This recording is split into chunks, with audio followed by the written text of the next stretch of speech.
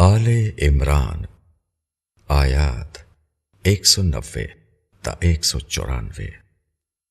آسمانوں اور زمین کی پیدائش میں اور رات دن کے باری باری آنے میں عقل والوں کے لیے بہت نشانیاں ہیں، جو کھڑے اور بیٹھے اور اپنی کروٹوں پر اللہ کو یاد کرتے ہیں اور آسمانوں اور زمین کی پیدائش میں غور کرتے رہتے ہیں۔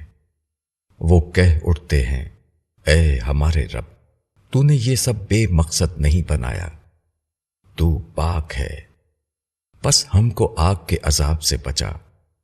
اے ہمارے رب، تو نے جس کو آگ میں ڈالا اس کو تو نے واقعی رسوا کر دیا، اور ظالموں کا کوئی مددگار نہیں۔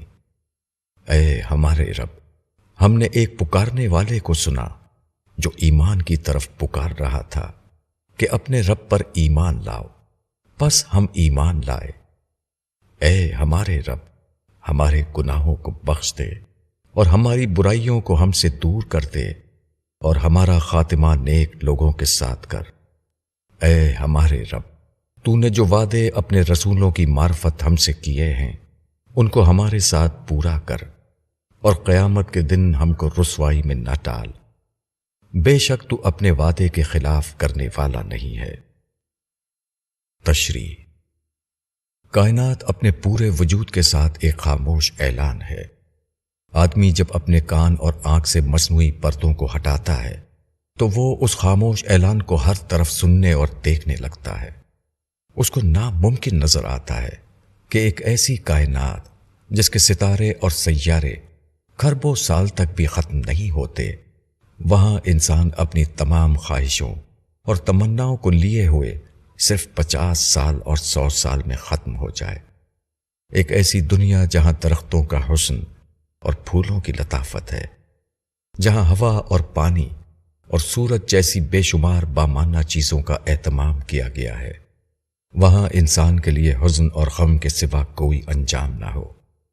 پھر یہ بھی اس کو ناممکن نظر آتا ہے کہ ایک ایسی دنیا جہاں یہ عطا امکان رکھا گیا ہے کہ یہاں ایک چھوٹا سا بیج زمین میں ڈالا جائے تو اس کے اندر سے ہرے بھرے درخت کی ایک پوری کائنات نکل آئے، وہاں آدمی نیکی کی زندگی اختیار کر کے بھی اس کا کوئی پھل نہ پاتا ہو۔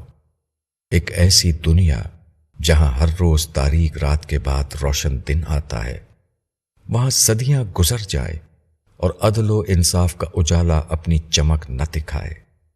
ایک ایسی دنیا جس کی گود میں زلزلے اور طوفان سو رہے ہیں، وہاں انسان ظلم پر ظلم کرتا رہے مگر کوئی اس کا ہاتھ پکڑنے والا سامنے نہ آئے۔ جو لوگ حقیقتوں میں جیتے ہیں اور گہرائیوں میں اتر کر سوچتے ہیں، ان کے لیے ناقابل یقین ہو جاتا ہے کہ ایک بامعنی کائنات بے معنی انجام پر ختم ہو جائے۔ وہ جان لیتے ہیں کہ حق کا داعی جو پیغام دے رہا ہے وہ نطق کی زبان میں اسی بات کا اعلان ہے جو خاموش زبان میں ساری کائنات میں نشر ہو رہا ہے۔ ان کے لیے سب سے بڑا مسئلہ یہ بن جاتا ہے کہ جب سچائی کھلے اور جب انصاف کا سورج نکلے تو اس دن وہ ناکام و نامراد نہ ہو جائیں۔ وہ اپنے رب کو پکارتے ہوئے اس کی طرف دوڑ پڑتے ہیں۔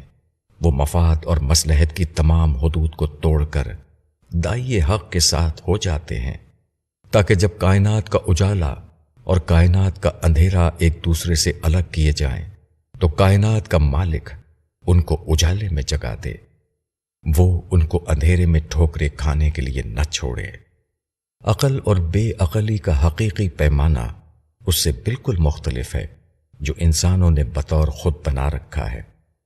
یہاں عقل والا وہ ہے جو اللہ کی یاد میں جیے، جو کائنات کے تخلیقی منصوبے میں کام کرنے والی خدائی معنویت کو پالے۔ اس کے برعکس بے عقل وہ ہے جو اپنے دل و دماغ کو دوسری چیزوں میں اٹکائے، جو دنیا میں اس طرح زندگی گزارے جیسے کہ اس کو مالک کائنات کے تخلیقی منصوبے کی خبر ہی نہیں۔